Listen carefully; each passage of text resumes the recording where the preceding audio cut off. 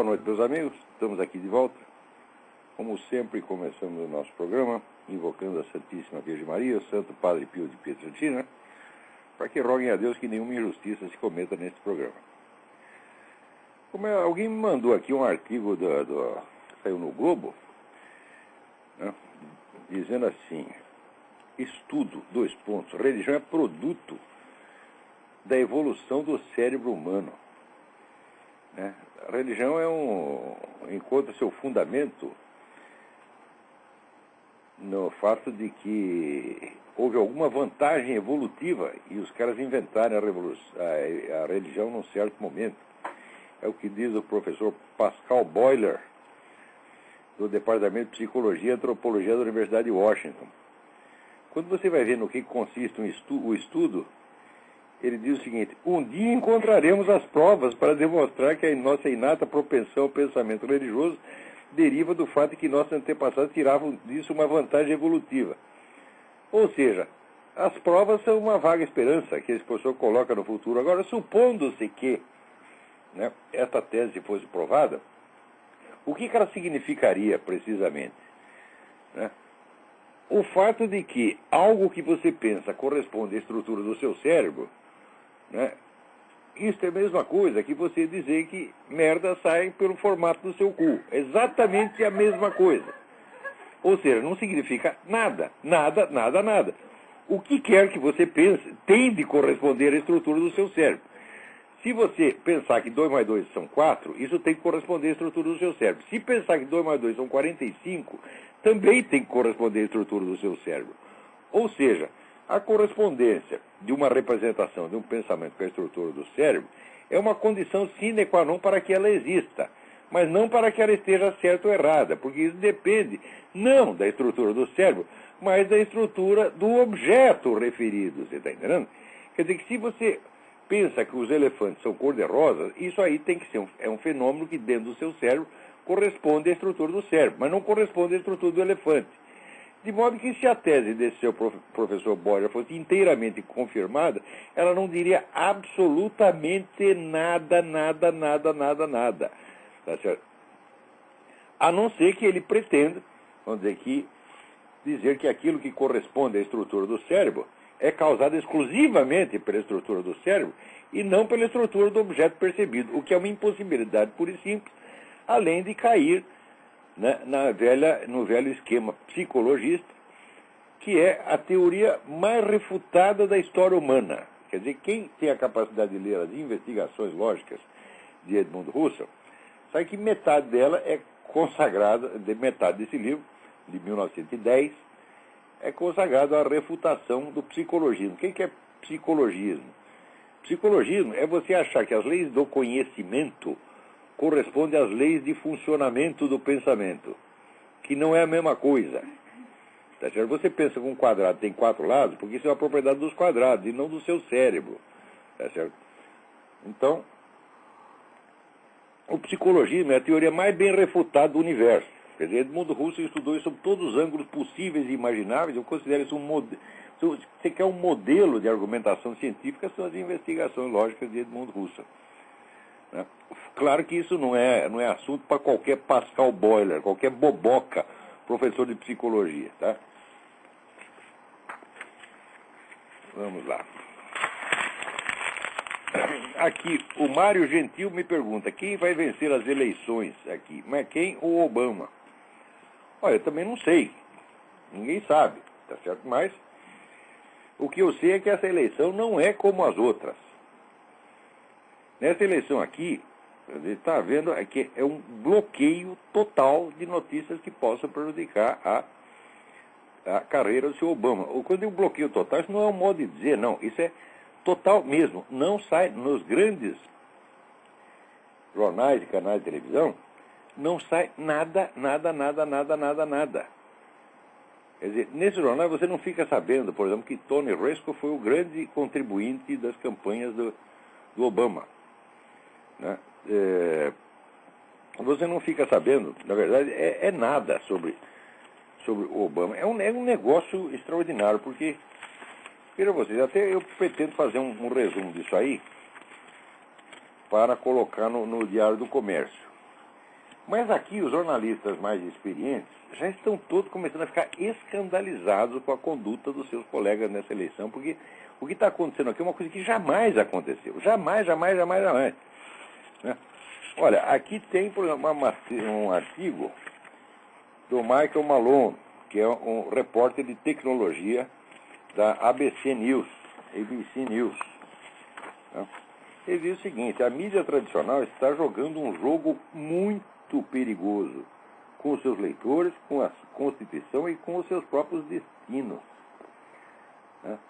O cara é um sujeito que normalmente não escreve sobre política, mas ele notou isso aí. Ele diz: nada que eu tenha visto se compara ao viés da mídia durante a presente eleição. Os republicanos têm razão em espumar de raiva ao ver a unilateralidade da cobertura de imprensa dos dois candidatos. Né? Daí ele diz, o Michael Malone, que é o seguinte: eu fui um dos primeiros a denunciar, né, o Dan Rather, porque o Dan Rather é aquela história que fez uma denúncia contra o Bush baseado nos documentos falsos, né? E o Michael Malone foi os primeiros a exigir a cabeça do Dan Rather. Então vocês imaginam como é o Dan Rather, né? Olha, o Dan Rather está escandalizado com o que está acontecendo aqui. Ele também já acha que, vamos dizer, que isso é obamismo demais, é esquerdismo demais o que está acontecendo aqui. Né?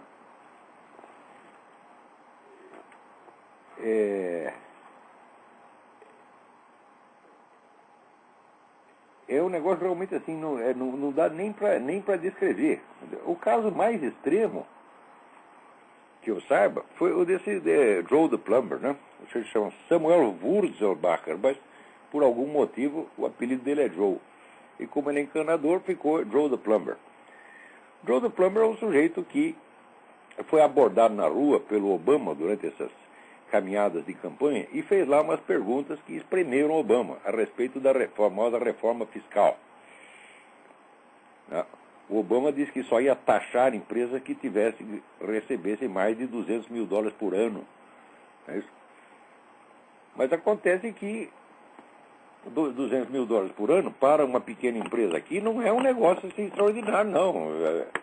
Muitas delas, então o sujeito não pode crescer. O objetivo de toda pequena empresa é ultrapassar os $200 mil. Não pode ultrapassar. Se ultrapassar, você vai ser punido. E daí o camarada espremeu lá o Obama. Resultado: vasculharam a vida do sujeito de alto a baixo. Descobriu que ele não tinha pago uma multa de trânsito do ano de 2000 no estado do Arizona. E que ele, olha que criminoso, indecente, estava trabalhando de encanador sem licença. Veja que crime hediondo, né? Desceram o cacete do Joe the Plumber e, pior, usaram computadores do governo para vasculhar a vida do cara. Quer dizer, isso aí é um negócio de estado policial, uma coisa terrorista. Você não pode fazer a pergunta para um candidato que você imediatamente, né, visado pela mídia inteira, quer dizer, um sujeito sozinho, encanador, lutando contra toda a grande mídia de um país. Isso é uma coisa absolutamente imoral, indecente, fascista, nazista, filha da putista, você está entendendo? Então, eu acho que nem fascista, eu acho que Benito Mussolini ficaria escandalizado com uma coisa dessa, porra. Né? É um negócio incrível, né? Daí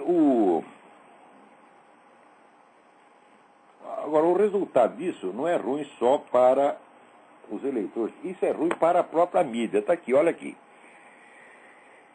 Saiu aqui na revista especializada Editor and Publisher, né, a lista aqui dos 25 maiores jornais dos Estados Unidos. Na tiragem deles nos últimos 6 meses, comparado ao período equivalente do ano anterior. Dos 25, só 2 não tiveram queda na tiragem. Só 2. Que foi o Wall Street Journal, que é um jornal conservador, e o USA Today, que é um jornal popular, sem muita posição política definida, que é mais um jornal de arte e espetáculo, um jornal de divertimento do que outra coisa. E mesmo assim, os 2 cresceram. Os 2 únicos que cresceram 0,01%. Os outros todos caíram. Caiu o New York Times, caiu o Los Angeles Times, caiu o Daily News, caiu o New York Post, caiu o Washington Post, caiu o Chicago Tribune, caiu o Houston Chronicle. Um negócio impressionante. Teve uns que caíram 11%, 12%, 15%. Né? É um negócio arrasador. E por que cai? Cai porque todo mundo sabe que esse jornal não vale nada, que você não pode confiar neles. Agora, o incrível é o seguinte, é que o prestígio que esses jornais tinham há 40 anos, na cabeça de quem não lê jornal, ainda existe. Na cabeça de quem não acompanha o noticiário, New York Times ainda é o velho New York Times de 30, 40 anos atrás. Então, quando uma notícia se espalha pela internet e não aparece nesses jornais, o pessoal diz, não, isso é apenas fofoca de internet, não está na grande mídia. Quer dizer, desqualificando a notícia porque não saiu nessas porcarias, que não tem autoridade nenhuma e que ninguém mais lê, meu Deus do céu. Olha aqui, o New York Times, a tiragem dele nos dias maiores é 1 milhão de exemplares. O que é 1 milhão de exemplares? Aí o Michael Sever, no programa dele, é ouvido diariamente por 12 milhões de pessoas. Michael Sever é infinitamente mais poderoso do que o New York Times inteiro. Um sujeito fazendo um programa que deve ter lá uma equipe de 3, 4 pessoas no máximo, tem muito mais poder do que a redação inteira do New York Times. Além do New York Times também, esses dias saiu que também caiu o número de anúncios comparado ao ano passado. Caiu 3% os anúncios do New York Times. Essas merdas vão todas acabar. Entendeu? E aí no Brasil também. Essa porcaria da Folha de São Paulo hoje vende 300 mil. Quanto ela vendia em 1950? 300 mil. Os mesmos 300 mil que vende hoje, vende naquele tempo. Enquanto a população do país multiplicou por 4, 5. Então isso aí mostra a perda da credibilidade da grande mídia. Quer dizer, a ex-grande mídia, né? Hoje é grande média apenas. Né?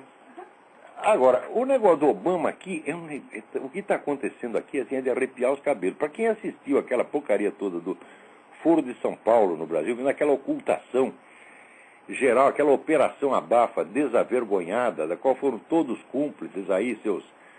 Né, os marinhos, né, os frias, todo mundo aí escondendo, não posso dizer os mesquitas, porque os mesquitas não são mais donos do Estadão, né, já foi comprado por alguém mais, e o Estadão já não é mais aquele há muito tempo.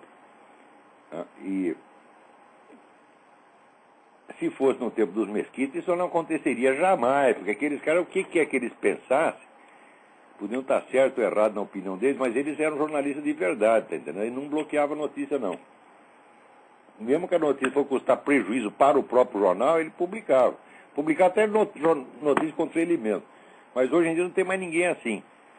Então, para quem viu essa coisa no Foro de São Paulo, que se não fosse isso, o Lula jamais teria sido eleito, jamais. E foi um bloqueio geral, não foi só da mídia e dos políticos candidatos, assim... Operação Vaca Amarela, Operação Boca de Siri. Não pode falar nada. Você ia abrir a boca, cala a boca, moleque, cala a boca. Você ia dizer uma coisinha, já te grudava um esparadrapo na boca e já te xingava de teórico da conspiração, de maluco, de paranoico, de extremista de direita, o diabo. Quer dizer, não só havia o silêncio, mas havia a repressão ativa. Havia a intimidação. Isso durante 16 anos. Né? E... curiosamente, eu tenho aqui um discurso de 1997, feito na Assembleia Estadual do Rio de Janeiro por dona Benedita da Silva, no qual ela contava tudo a respeito do Foro de São Paulo, que já estava na sua sétima Assembleia Geral. Quer dizer, a Benedita é uma besta mesmo. Ela se queixava de que a mídia não estava dando atenção. Quer dizer, ela não sabia que o próprio Foro de São Paulo ia mandar calar a boca. Né? Ela falou, não, deve ser a mídia burguesa que não está prestando atenção em nós. Ai, meu Deus do céu! Como tem cretino nesse país, né? Mas, depois que eu vi tudo isso, e já fiquei perplexo no Brasil, o que eu estou vendo aqui é para cair de costas, é para ter um ataque apoplético, tá entendendo?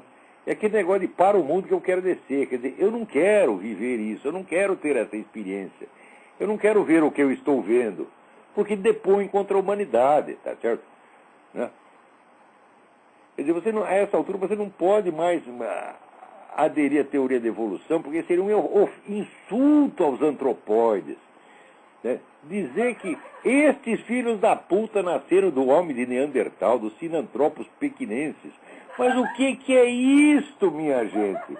Aqueles nobres antropóides jamais dariam nascimento a essa gente toda do New York Times, a essa putada de Nancy Pelosi, Ted Kennedy, mas nunca, nunca, nunca, nunca.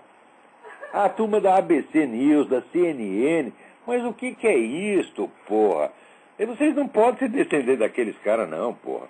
Olha, assim, viu, né? Uma caveira reconstitui assim a musculatura, né? Do homem neandertal. Olha a cara de nobreza daquele sujeito. Você vê que o cara era incapaz de passar um cheque sem fundo, tá entendendo? Mas como é que vocês podem descender dessa gente, porra? Vocês descendem de minhoca, tá entendendo? De ameba. Que é isso, porra? Olha aqui. Tinha aquele processo do advogado democrata Philip J. Berg pedindo, é um processo civil, não é um processo criminal. Obama não estava sendo acusado de nada, estava apenas, né, intimando a que apresentasse a sua certidão de nascimento original. Né? Que aqui é o seguinte, quando a gente fala, olha, existem suspeitas de que o Obama não é cidadão americano, as pessoas vêm e esfregam na nossa cara aquela porcaria que saiu no site Daily Kos, no site oficial da campanha do Obama, e que depois foi conferido, entre aspas, por uma porcaria chamada Fact Check. Então, olha aqui, o site não partidário, o site suprapartidário, o site independente, Fact Check, já conferiu e atestou que aquela certidão eletrônica publicada pela campanha do Obama é autêntica. Quando você vai ver, primeiro, Fact Check pertence a Chicago Annenberg Challenge, que é a ONG na qual o Obama trabalhou e que é contribuindo à campanha dele. Então, independente o caralho,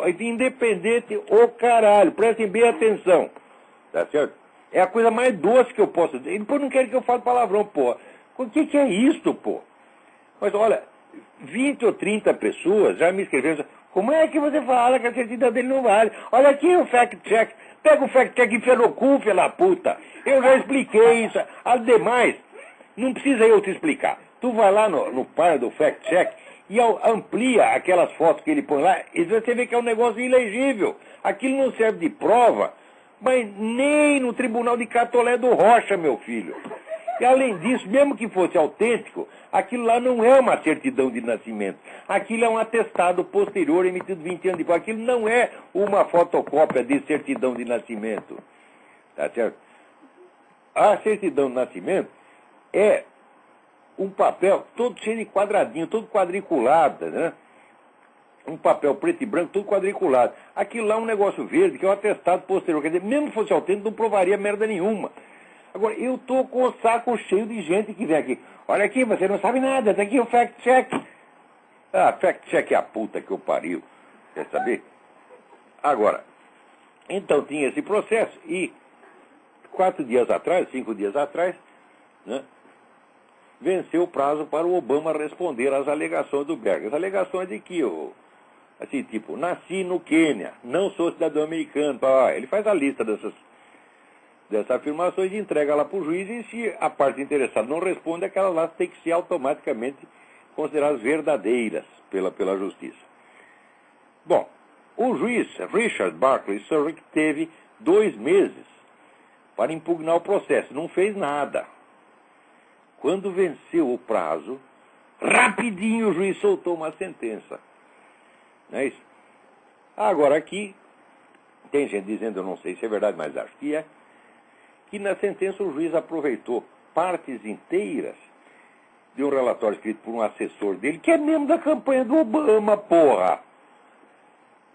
Agora, quais são os argumentos do juiz para rejeitar o processo do Philip Berg? Os argumentos são 2.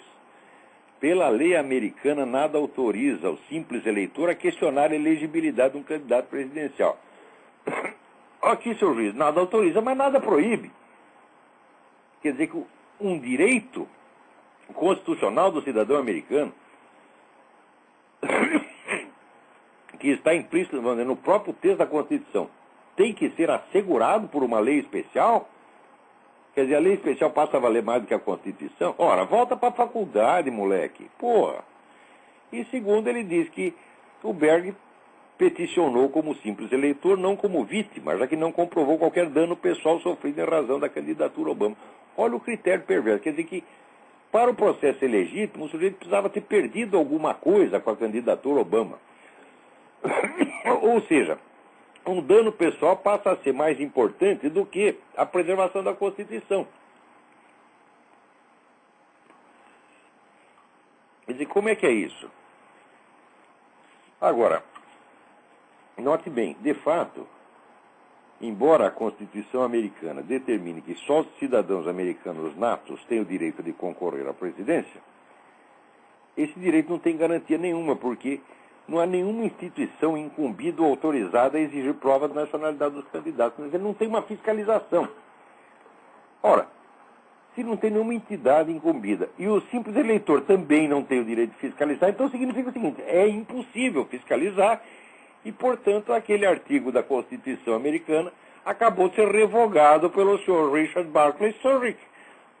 Tá certo? Ora, aqui pergunta, diz o Berg que ele vai recorrer à Suprema Corte. É claro, é na Suprema Corte que isso tem que ser discutido. Por quê? É uma questão de interpretação da Constituição. E isso aí só a Suprema Corte pode fazer. Então, diz aqui o Berg, o que está em questão é você saber quem tem a legitimidade para impor a obediência à Constituição. Em princípio, se existe um negócio chamado até prisão civil, quer dizer que se o cidadão pode impor até a lei penal, como é que ele não tem o direito de impor a Constituição, caralho?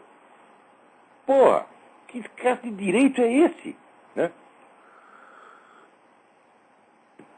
E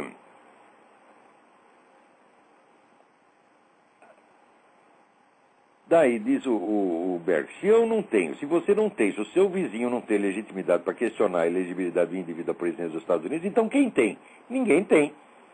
Então, quer dizer, qualquer um, né, pode chegar aí da Zâmbia, da Serra Leoa, da França, da Rússia, da Alemanha, da casa do caralho, tá entendendo?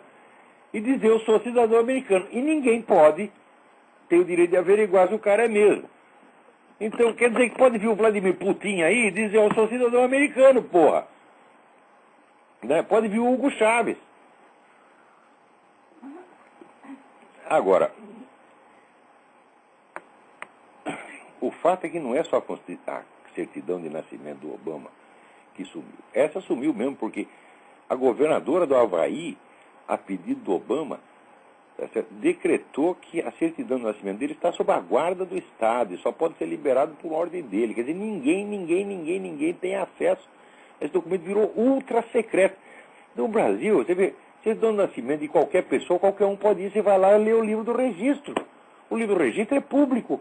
Aqui o livro do registro virou secreto, por ordem da Linda Lingle, governadora e republicana vendida, é isso que tu é, porra, né? Agora, ao mesmo tempo, sabe quem também vetou acesso a qualquer documento sobre Obama? O governo da Quênia. Ou seja, você não pode investigar a vida do sujeito aqui, também não pode investigar no Quênia. Virou tudo secreto. Agora, você quer ver a lista dos documentos do Obama que estão secretos? Porque ele pediu para todas as entidades que têm documentos dele, não mostrem nada para ninguém. Então, é impossível, tornou impossível o acesso aos seguintes documentos. Veja que coisa. Não pode ler os registros médicos dele. Ou seja, não pode saber se o sujeito tem gonorreia, AIDS, né, hemorroida, não pode, ninguém pode saber. Né? Se o sujeito tiver com tumor cerebral do tamanho do cérebro, vai morrer no dia seguinte, também não pode saber.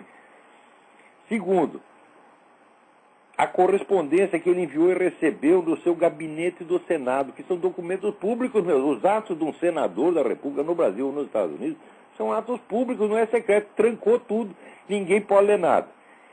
Terceiro, a agenda dos encontros e outros compromissos atendidos por ele no Senado. Quer dizer, você não pode saber quem entrou e saiu do gabinete do cara durante o tempo que ele estava no Senado. 4, a lista dos clientes do escritório da advocacia dele e recibos dos respectivos pagamentos. Ninguém pode saber quem pagou, para quem o Obama trabalhou e de quem recebeu dinheiro. Olha aqui, o histórico escolar do Occidental College, onde ele estudou por 2 anos, também não pode. Histórico dos estudos na Columbia University, não pode. Histórico escolar da Faculdade de Direito de Harvard, também não pode. Tese de doutoramento em Columbia, não pode ler a tese de doutoramento do filho da puta. Que é isso, minha gente? Porra! Né? Olha, não pode ler também. O comprovante e registro dele. Não, Bar Association. Bar Association não é a associação do bar, é a ordem dos advogados. Né? Porque tribunal chama-se bar também, né? Comprovante e registro da ordem dos advogados de Illinois não pode ler. A lista dos clientes que ele representou enquanto advogado, ele trabalhou numa firma chamada Davis, Minor, Barnhill & Gallard. Né? Que clientes da firma ele atendeu? Né? O cara espertinho, ele forneceu à imprensa a lista de quê? De todos os clientes da firma. De maneira que não dá para saber quais que ele atendeu ou não. Então, 11. A lista das contribuições de menos pequenas, contribuições de menos de $200. Olha, na lista de contribuições do Obama, já apareceu mais de 63 milhões de dólares de contribuições ilegais, que está assim em nome do Mickey Mouse, Family Guy, Homer Simpson, né, e outras criaturas. Né? E tem assim várias contribuições do Homer Simpson. Vai lá de 200 em 200, ele chega lá nos $17 mil, né? Depois tem outro, Family Guy, $18 mil, e assim por diante. Quer dizer, quem pôde averiguar, as autoridades que averiguaram já denunciam que tem, né, 63 milhões de dólares, quer dizer, um décimo do dinheiro do Obama, da campanha do Obama, ilegal. Mas a lista não pode ser publicada. Claro que a lista do McCain já foi todo dia publicada, a lista dos contribuintes grandes e pequenos. E, finalmente, não pode ler a certidão de nascimento do cara. Não pode ler o original e não pode ter uma cópia autenticada. Só pode ter certificado emitido anos depois, que tem todas as características de ser falso, porque não tem assinatura, tá certo? E o papel timbrado não corresponde, né? É diferente dos outros papéis usados para esse fim, e assim por diante. Agora, o mais incrível é que não se pode averiguar nada da vida do Obama, está tudo secreto, lacrado. E quanto mais o sujeito mente, mais a mídia protege o segredo dele. Não se pode falar de nada disso. Né? Agora, as coisas que aparecem na vida dele... Ó, a avó dele disse que o negro nasceu em Mombasa, no Quênia. Ela disse, eu estava lá na sala de parto e vi. Quer dizer, a velha é louca, a velha é mentirosa, a velha tem interesses políticos, ela está ganhando, né? Ela é candidata a presidente dos Estados Unidos, alguma coisa, ela tem motivo para mentir? Não tem. Por que a avó vai mentir no negócio dele do neto? Não tem por que mentir, porra. A outra avó não fala nada. A outra avó está desaparecida. Daqui a pouco conta uma história interessante da avó. Né? Outra coisa, ele viajou para o Paquistão numa época em que a entrada de americano é proibida nesse país. Que passaporte ele usou, porra? Só pode ter usado passaporte da Indonésia, porque ele morou na Indonésia um tempo. Agora, aí o negócio complica por quê? A Indonésia, na época que ele morou lá, estava em guerra. E só era admitido nas escolas cidadãos indonésios natos. Então ele é cidadão indonésio. Tá certo? Cidadão indonésio nato, não. Cidadão indonésio em geral. Se você estrangeiro, não entrava na escola. Então, quer dizer, ele teve que adotar a cidadania indonésia. Só que, sim, na Indonésia não tinha cidadania dupla. Então ele renunciou à cidadania americana. Ou ele através do pai dele, evidentemente. Mas se ele se tornou cidadão indonésio e renunciou à cidadania americana, ele só podia voltar aos Estados Unidos como imigrante. Como é que ele voltou? Ninguém sabe, né? Ninguém viu, e ninguém quer saber, é proibido perguntar. Se você pergunta as coisas, a pessoa grita. Olha, isso é racismo. Olha, tem aqui uma matéria do Le Monde, né? Dizendo assim que a campanha do McCain se tornou um negócio perigoso, porque o McCain levanta esses assuntos. Imagina falar das ligações que o Obama teve com o William Ayers 20 anos atrás. 20 anos atrás, uma conversa, até outro dia eles estavam aí ganhando dinheiro junto, recolhendo dinheiro para organizações esquerdistas. Mas falar disso é terrorismo, é campanha racista. Isso aí dentro daquela porcaria do jornal Le Monde. Daqui a pouco se der tempo, eu volto a isso aí. Né? Depois, terceiro, o Obama disse várias vezes que jamais pertenceram a um partido socialista. Muito bem, agora apareceram o registro num negócio chamado New Party, que é um partido socialista, e está lá Obama, né?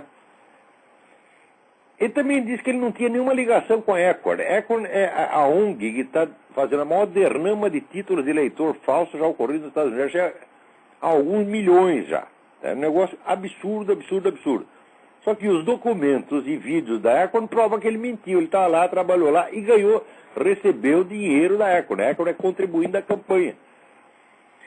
Também, o homem disse que, quando ele falou que não tinha nada a ver com William Ayers, já foi desmentido também, porque eu contei aqui, a Universidade de Illinois liberou 140 caixas de documentos, e essas 140 caixas de documentos mostram lá o Obama trabalhando intensamente junto com o Ayers em projetos para subsidiar organizações esquerdistas, e levantaram um montão de dinheiro para várias organizações esquerdistas. Quer dizer, como é que diz que não tem nada, nenhuma conexão política com William Ayers? E assim por diante. Quer dizer, agora, o mais bonito é aquela história do pastor Jeremiah Wright, que ele disse, eu não sabia das ideias políticas do pastor Wright. Quer dizer, o pastor Wright só fala de política. Teologia da libertação, e Black Liberation Theology, só fala de política. Quer dizer, durante 20 anos, o sujeito vai toda semana na igreja do pastor Wright, escuta o homem falando e não sabe do que ele falou. Isso aí, olha, tem o pastor James Manning, que conta essa história. O pastor dá um esporro na cabeça do Obama, chama o cara de trash pimp. Quer dizer, você é um cafetão sujo. É isso, o pastor Manning, trash pimp. Procure no YouTube James Manning, M-A-N-N-I-N-G. É um negão gordo, engraçado pra caramba. E ele tá bravo com o Obama, rapaz. Bravo. Ele pergunta umas coisas incríveis. Ele diz, olha aqui, o sujeito escreveu um livro chamado Dreams of My Father, quer dizer, Sonhos do Meu Pai. Ele viu o pai uma semana na vida, no máximo. O pai nunca deu nada para ele.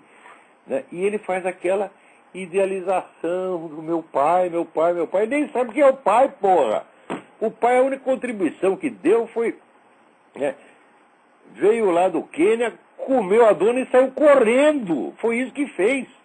Deixou o menino na mão ali da avó, Esse é o grande pai do Obama que merece, então, um livro inteiro. E diz o pastor Manning, mas por que nesse livro inteiro não tem uma só palavra de louvor ou de caridade para com a mãe? Por que não tem? Daí responde o pastor, é que ele sabia que ela era um white trash, a mulher era um lixo. Então, o pai era um lixo, a mãe era um lixo, e o Obama é um lixo também, trash pimp. Não deixe de ouvir o pastor Manning, procure isso aí no YouTube, que é instrutivo e divertido. Daí, bom, agora tem o seguinte, ainda tem, isso aí não são mentiras de campanha. Mentiras de campanha é que nem o Lula, assim, vou criar 10 milhões de empregos. Mentiras de campanha estão todos colocados no futuro, presta atenção. São promessas, não é isso? O Obama mente sobre a sua vida, sobre a sua biografia. É tudo falso na biografia dele e não pode verificar os documentos tornando secretos. Agora, você vai dizer que isso é uma situação normal? Isso nunca aconteceu. Não aconteceu nos Estados Unidos, não aconteceu em parte alguma do mundo. Mas nenhum candidato ao Comitê Central do Partido Comunista da União Soviética podia esconder a sua história desse jeito, porra. E os caras querem que a gente aceite que isso é normal e que se você levanta dúvidas disso, você é racista, você não sei o quê. O que é isso, pô? Quer dizer, os caras inventam uma situação absolutamente psicótica e querem vestir ela na gente como se fosse a camisa de força. Bom, agora, além dessas, vamos dizer, mentiras patentes, que a lista não acaba mais, entendeu?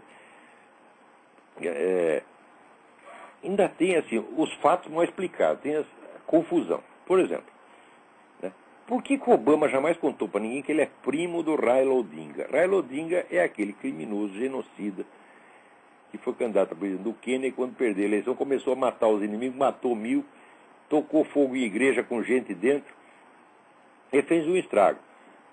O Obama levantou dinheiro para o Raila Odinga, arrumou contatos para ele dentro do Senado e foi lá no Quênia fazer comício de palanque em favor do Raila Odinga depois que o filho da puta tinha feito tudo isso.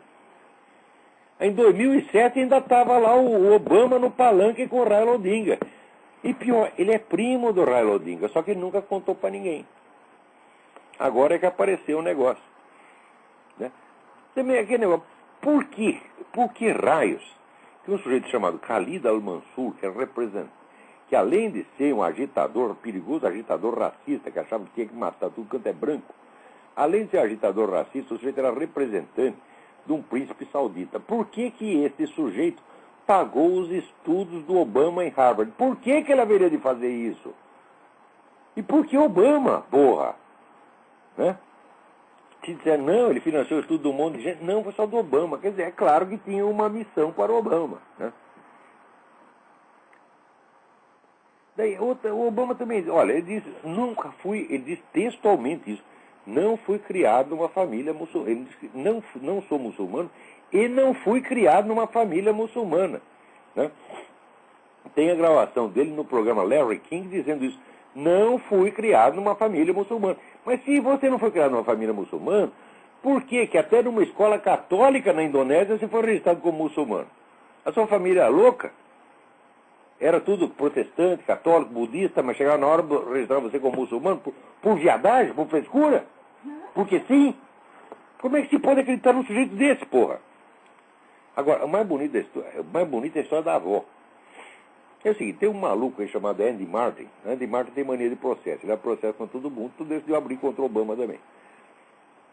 Foi lá para o Havaí e abriu um processo pedindo a certidão de nascimento do Obama. Peraí, deixa eu tomar meu suquinho aqui. Muito bem. Então, foi lá abrir um processo pedindo a certidão de nascimento do Obama. Nesse mesmo instante, o Obama, repentinamente, teve a intuição de que ele tinha que visitar a avó doente moribunda. Curiosamente, fazia uma semana já que a avó tinha saído do hospital. O tempo todo que ela esteve no hospital, ela não se lembrou disso. Daí ele deu uma entrevista dizendo, eu tenho que visitá-la porque pode ser a minha última chance de vê-la com vida, eu preciso ir para lá, né? E foi, né? Só que, além de ir uma semana depois que a mulher... Além de só se tocar disso, uma semana depois da mulher sair do hospital, ele foi, em vez de levar a mulher e os filhos, naturalmente, tem que visitar a vovó, porque ela pode morrer, vocês não vão conhecer ela. Não, deixou a família em casa e levou o quê? Uma equipe de advogados. Os advogados, naturalmente, né? Estavam todos ansiosos para ver a vovó. Se a gente não vê a vovó do Obama, ela pode morrer, né? Que coisa! Né? Daí, além dessas coisas, que são gravíssimas, tem as pequenas mentiras. As pequenas mentiras do Obama, eu só posso mencionar alguma, porque a lista não acaba. É alucinante. Eu asseguro para vocês, esse sujeito é totalmente mitômano. 100% mitômano. Tá certo? Ele diz que o tio dele, né, foi um dos libertadores de Auschwitz. Olha, as tropas americanas jamais entraram em Auschwitz, foram os russos que chegaram lá. E, ademais, Obama não tem tio. Obama não tem tio. A mãe dele foi filha única. Né? Tem outra coisa. O pai dele foi pastor de cabras. Não, o pai dele era funcionário de escritório, só se criava as cabras no escritório, porra. Mas é bonito, é Roma, então, o pai é pastor de cabras, né? Parece poema de Camões, né? 7 anos de pastor, Jacó servia Labão. Então, o pai do Obama, que é essa figura ideal, né? Esse sujeito maravilhoso, que jogou um espermatozoide, né? No transoceânico, que gerou filho e se mandou, né? Virou para aqui pastor de cabras. Daí disse, jamais aceitei contribuições de companhias de petróleo. Sim, exceto a Exxon e a Shell, que estão lá na sua lista, porra. Né? E depois ele disse, eu fui membro do comitê de banco do Senado. Ele nunca esteve lá. Ele nunca foi membro, nem esteve lá. Quer dizer, é uma coisa atrás da outra, uma atrás da outra, uma atrás da outra. É assim, alucinante, porra. Quer dizer, o sujeito é mentiroso, mitômano, era evidentemente perigoso. O sujeito ele fala qualquer coisa, tá entendendo? Só o que interessa para ele é sair bem, é enganar o público ali na hora.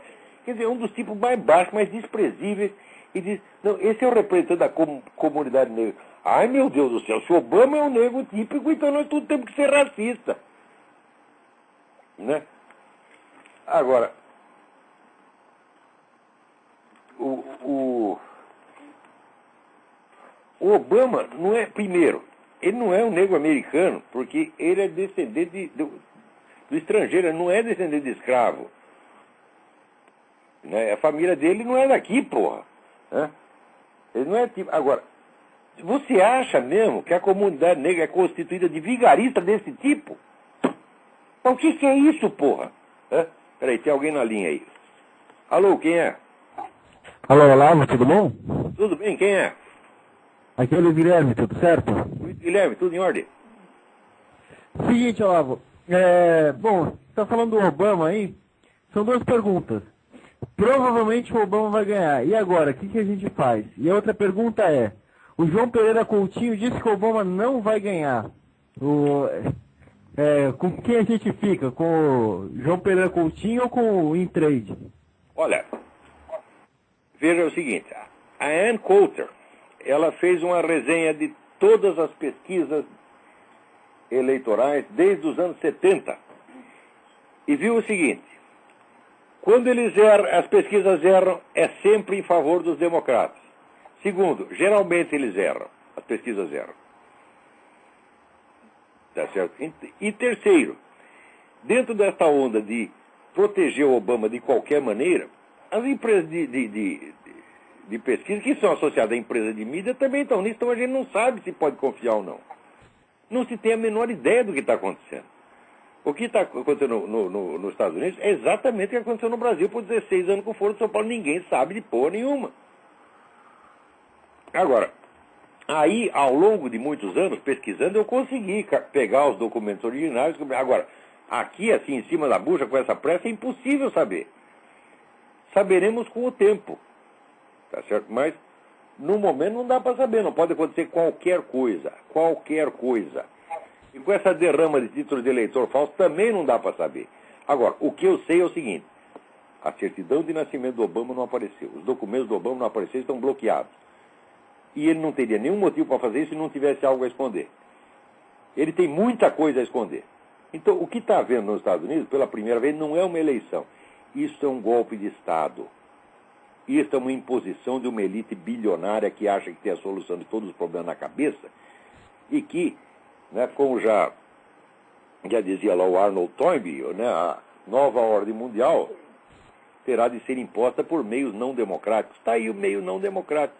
Você engana todo mundo.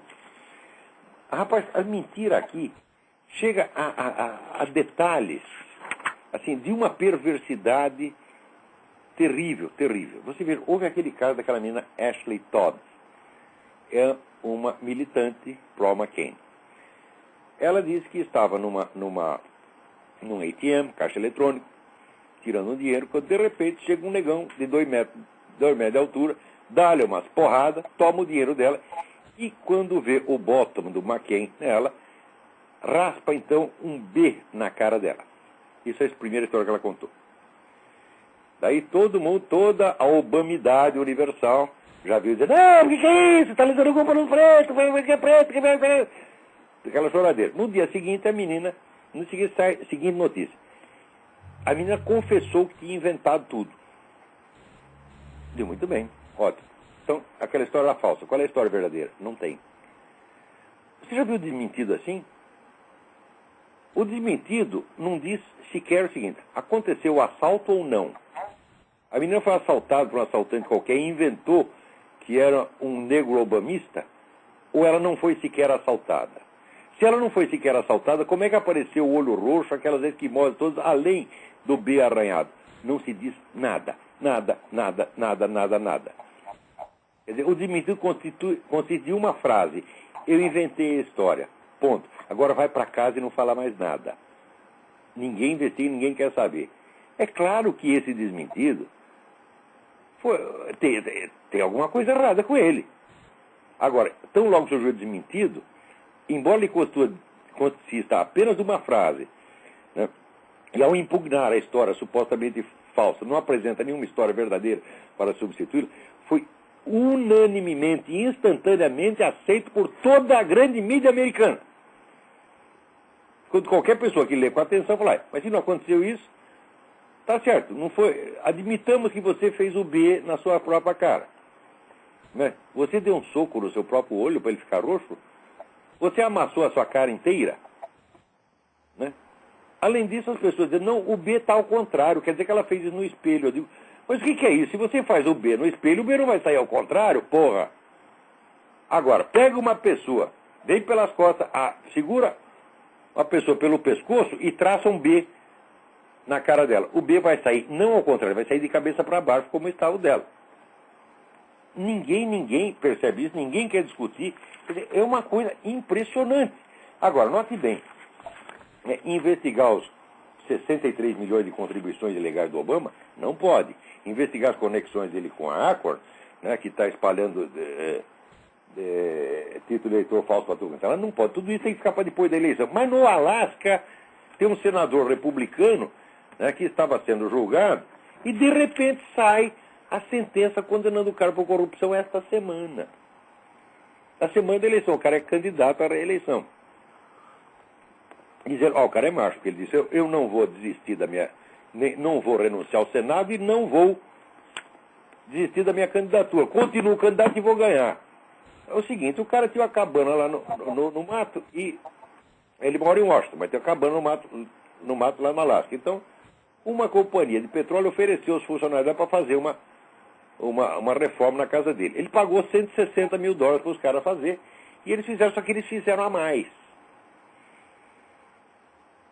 O cara disse o seguinte, eu não sei, eu estava em Washington, todas as notas que me mandaram, eu paguei.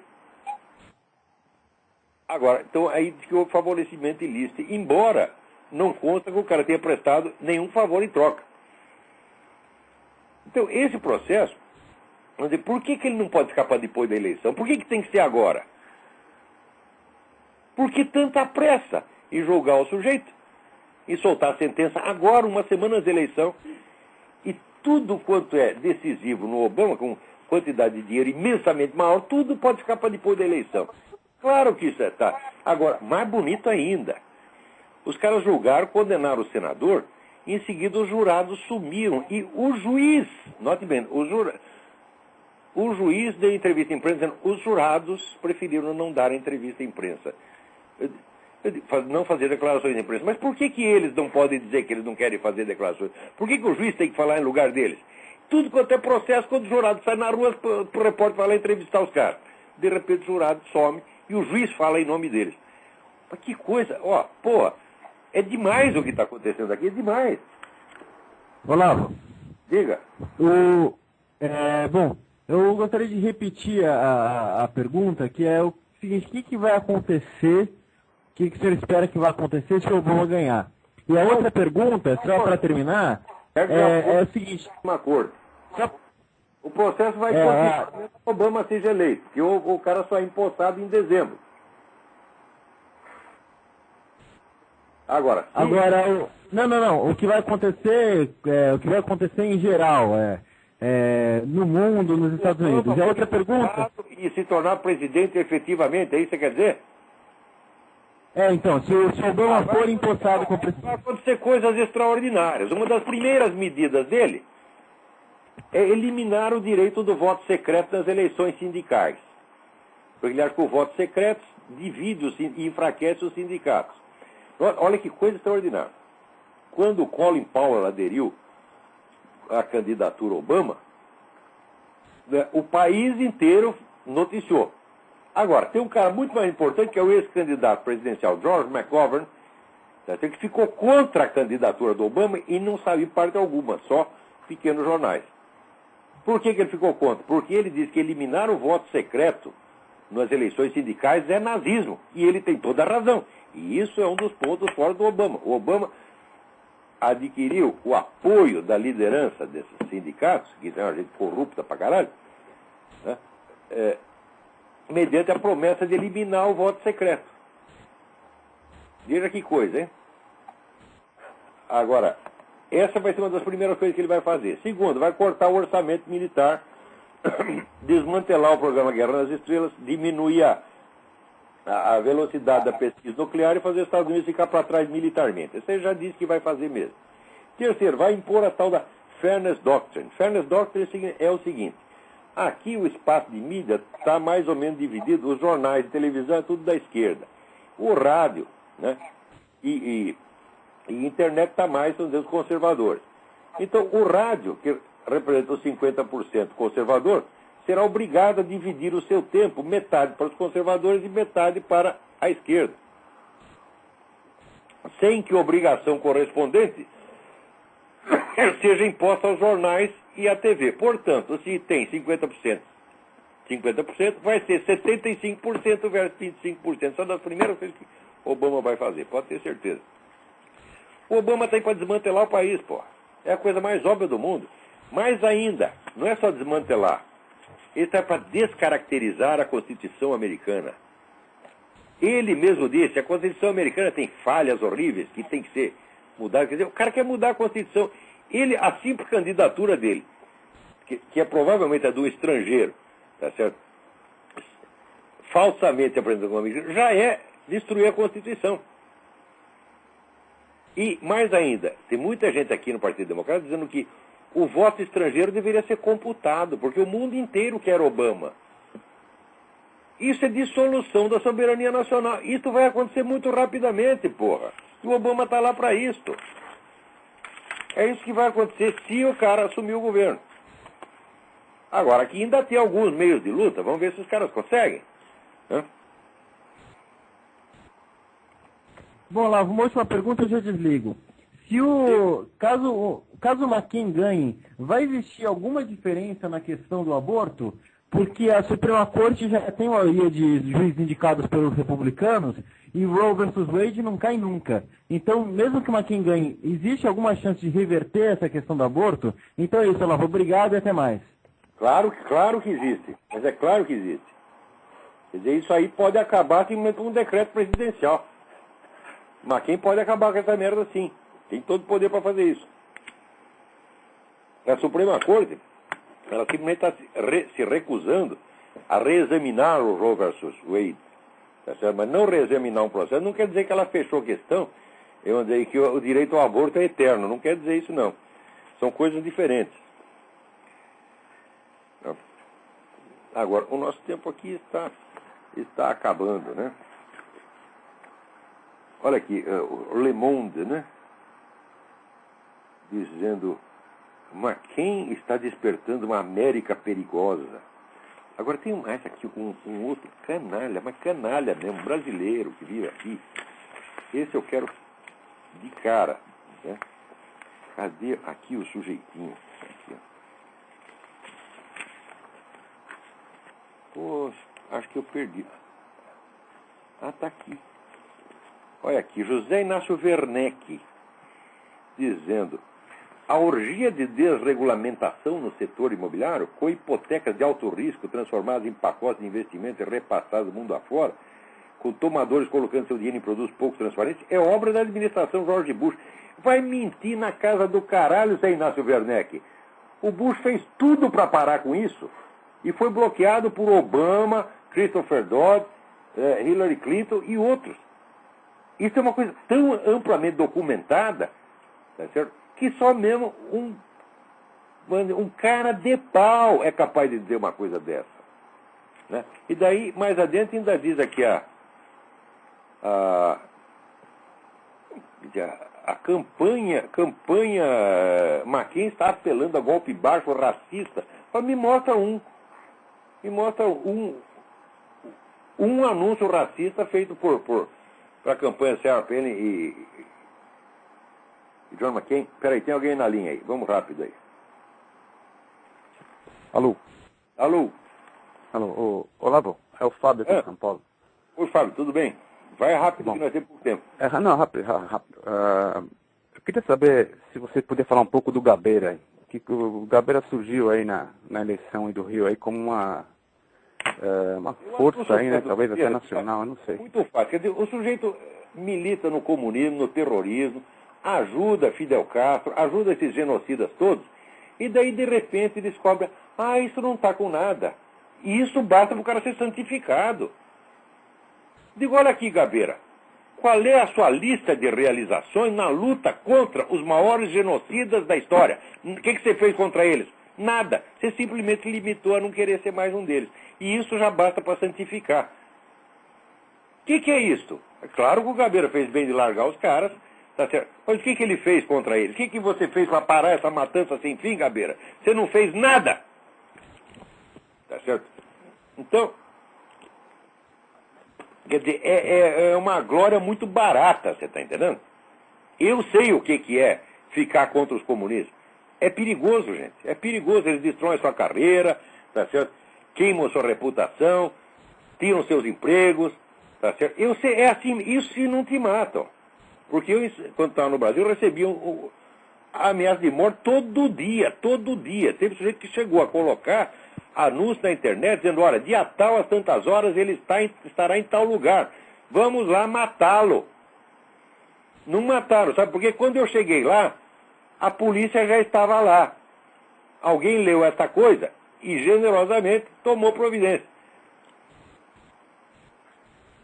Aconteceu até isso. Agora, aí, seu Gabeira, você agora passou para o lado democrático, você é contra o comunismo, você é contra a tirania, etc. Então faça alguma coisa contra eles. Porque essa história de ex-comunista, se o ex-comunista não é um anticomunista, é um filho da puta que quer ganhar dos dois lados, tá entendendo? Quer dizer, a turma da esquerda continua simpatizando com o cara, porque foi um deles, e a turma da direita confia porque ele já não é mais comunista. Tá entendendo? Então, é claro que o Gabeira fez bem, mas entre eles largar o comunismo e ser um homem honesto, a distância é imensa. Eu não conheço esse outro candidato que ganhou, deve ser um bom filho da puta também, mas, olha, o Gabeira, para posar de herói nacional, falta muito, minha gente, falta muito. Como assaltante já não era herói nenhum, porque eu acho que você pegar uma metralhadora e encostar na cara de uma caixa de banco, tá entendendo? Tá lá a mocinha, né? Se mijando nas calcinhas e você encosta, dá o dinheiro aí, blá. Qual é a valentia? Não tem valentia nenhuma, porra. Valentia se vê em combate mesmo, você tá entendendo? E se combate eles enfrentar nada, sempre que enfrentar o combate, perderam. Se perderam na primeira, isso se não começar a cagar nas calças no mesmo instante. Tá entendendo? E não há valentia nenhuma nisso. E depois que o negócio já passou, 30 anos depois, eu mudei de ideia, eu não estou mais nessa. Também não há valentia nenhuma. No Brasil não se sabe mais o que é o homem valente. Tá certo? O Brasil está numa crise de boiolice como jamais existiu. E nós falamos boiolice, não estou me referindo a ser homossexual, porque, claro que existe homossexual corajoso. Eu lembro, quando eu era jovem, tinha um bailarino que era muito famoso nos meios jornalistas, chamado José Leão. O José Leão era viadésimo, tá certo? Mas era um homem fortão e que de vez em quando brigava na rua, batia em 4, 5. Né? Então esse era o viado macho, tá entendendo? Então, a boiolice é assim, é o desfibramento, é a perda do caráter, a perda do sentimento de honra. A pessoa não tem mais coragem de nada. E só porque mudou de lado, de repente vira heróizinho. Ora, pô, quem não te conhece é que te compra, Gabeira. Se você quer fazer uma coisa decente, fique do meu lado. Vamos lutar contra esses comunistas que estão, agora mesmo, estão matando gente pra caramba ali no aquela turma lá do Robert Mugabe, na Rodésia. Estão matando gente pra caralho, você não fala uma palavra. As cadeias em Cuba ainda estão cheias de prisioneiro político, você não fala nada. Está lá o Elias Bichet, que é um político de oposição, cego, está lá, não mora na cadeia, ninguém fala. Você já falou uma palavra em favor dele, Gabeira? Não falou nada. Tá certo? Na China, continuam matando gente pra caramba, matando cristão que não acaba mais. Você não fala nada. Quer dizer, você quer tirar vantagem, meu filho. Você está entendendo? Você tira vantagem do comunismo e depois tira do ex-comunismo. Agora, quer ser um homem de bem? Torne-se um anticomunista. Porque ser anticomunista é a primeira obrigação, tá certo, do cidadão. Primeira. É comunismo? Não. Nunca, jamais. E não basta dizer não. É preciso combater, mostrar os crimes, tá certo? E ensinar as pessoas o que é aquilo. Isso o Gabeira jamais fez. E duvido que venha a fazer. Então está aí dito minha opinião. Agora, outro, não quer dizer que eu sou a favor do outro candidato, não, que deve ser um bom filho da puta também. Ó, político honesto no Brasil, o que é isso, porra? Né? Há muito tempo não tem. Né? Agora, engraçado, aqui saiu um sujeito esquerdista, Orson Scott Card, que foi um sujeito que foi missionário no Brasil, né? Era esquerdista, né? Essas missões no Brasil é tudo esquerdista. E o cara está escandalizado com o que a mídia está fazendo aqui. Um artigo dizendo: o último repórter honesto a sair, por favor, apague a luz. Porque não tem mais. Então isso aí não tem nos Estados Unidos e também não tem no Brasil. E tem alguém ligando aqui, mas não vai adiantar, porque agora já acabou o nosso tempo. Até a semana que vem. Muito obrigado.